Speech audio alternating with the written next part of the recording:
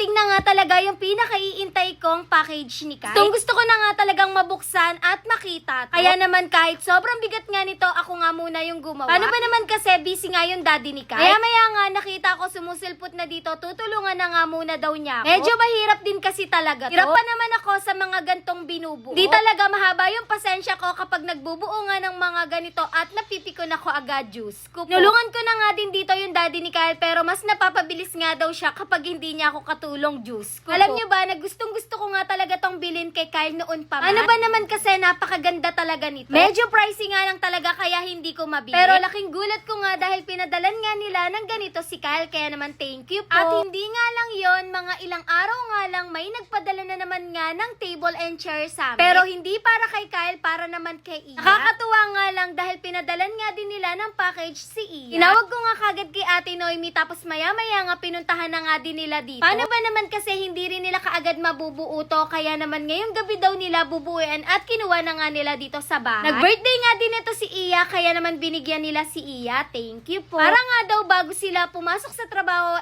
magamit nga daw to ni Iya. Dahil sobrang excited nga din si Iya. Tapos nung kinabukasan naman, dumating na nga yung in-order ni Kyle na patela. Kikita niya nga daw to sa mga player at mas maganda nga daw talaga tong gamitin kaysa daw sa isang ginamit niya noon. Alam niyo ba na sobrang excited nga talaga tong si Kyle, kahit matutulog na nga lang kami, tinry pa nga talaga niya.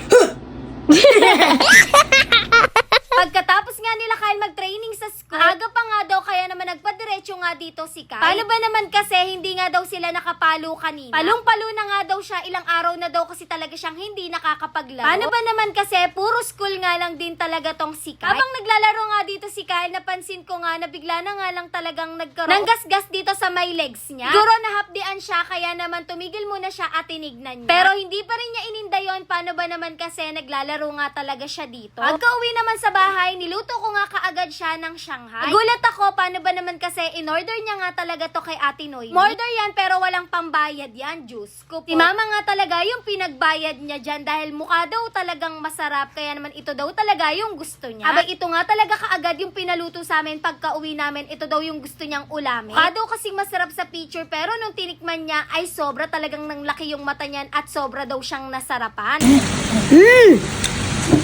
Guys, ang sarap! Guys, bilhin na po kayo ng Mangani. Sulit. Siksik na siksik. Guys, tingnan nyo naman yung cheese. Sobrang dami. Tatlo nga yung pinaluto lang sa akin ni Kyle dahil malalaki nga to. Sa isang araw na nga lang daw niya ulit uulamin yung iba. At pinromote pa nga talaga niya yung tinda ng Mami Noemi niya. Ano ba naman kasi hindi talaga kayo magsisisi dito at sobrang sarap nito. Napakadami din kasing cheese at malaki siya talaga. Mura nga lang to at sulit na sulit talaga yung ibabayad nyo dahil masisiyahan talaga kayo. Oh guys, message na kayo sa amin. Pag-gusto nyo rin. Kaka-promote niya nga nabubulol na nga lang talaga. Share nga lang daw ni Kyle itong suot niyang Grow a Garden na shirt. Package nga lang din sa kanya to at tuwang-tuwa siya. Buti na nga lang talaga at sakto yung binigay sa kanya. Ito nga lang yung outfit ngayon ni Kyle. Paano ba naman kasi half day nga lang talaga sila mamaya. Nung kinahaponan naman, naiwan nga si Ella dito sa school. Paano ba naman kasi ay training pa nga siya ng Jorna. Si Kyle naman wala silang training, kaya naman makakauwi na nga din talaga kami. Yun lang, thanks for watching. Bye-bye.